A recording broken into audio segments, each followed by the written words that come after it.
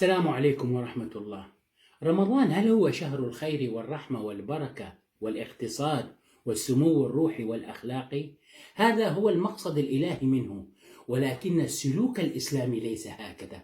فرمضان بسلوكنا وواقعنا ليس شهر الخير والرحمة والبركة. نحن متدينون شعائريون ومنافقون، ولسنا مؤمنين ربانيين. رمضان ليس شهر السلام، لأن أعلى نسبة للطلاق في البلاد الإسلامية تقع فيه، والمشاكل الزوجية تتضاعف فيه. رمضان ليس شهر الفقير، إنما شهر التجار الفجار الذين يستغلونه لرفع الأسعار. رمضان ليس شهر الرحمة، لأن التاجر لا يرحم المحتاج، والغني يؤذي الجائع بموائد رمضان الفيسبوكية. رمضان شهر الكسل، لأن نسبة النوم والتعطيل تتضاعف، فلا يقوم العامل والموظف بواجبه بحجة أنه صائم. رمضان شهر قهر المرأة من قبل السيد الصائم. أصبح رمضان شهر التبذير لا شهر التدبير، فعندما يتضاعف مصروفك الشهري فأنت خالفت المقصد الاقتصادي لرمضان.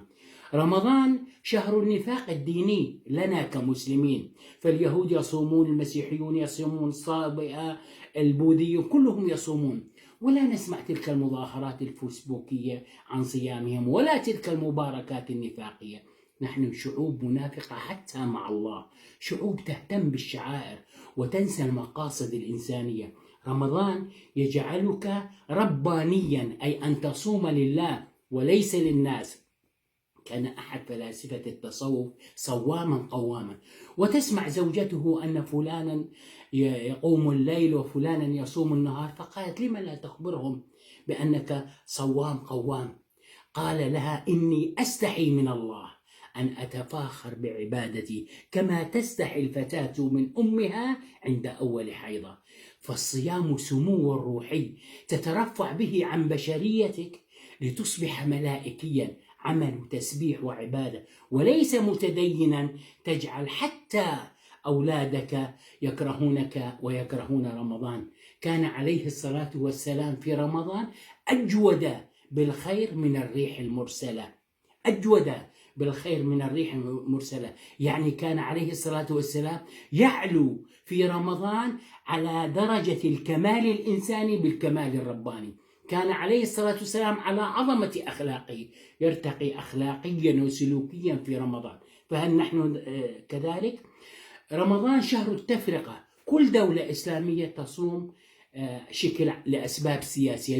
دولة صامت الخميس وأخرى الجمعة، وسمعت في دولة أو دول راح تصوم السبت.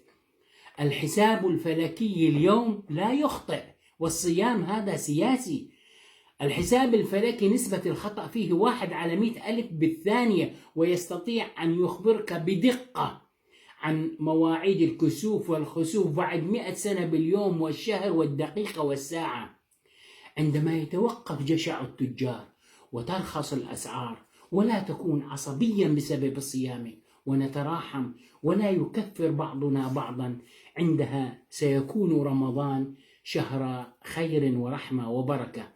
فالصلاة والصيام والزكاة والحج وسائل لا غايات. أعجبني ما كتبه المفكر حمزة الرستناوي على صفحته، قال: المستفيدون من شهر رمضان المبارك نقطتين: التجار والفنانون ورجال الدين. اعذروني على صراحتي، ولا حدا يزعل من كلامي، فأنا أتكلم عن متدينين منافقين. صوموا لله، أصلحني وإياكم الله، والسلام عليكم ورحمة الله.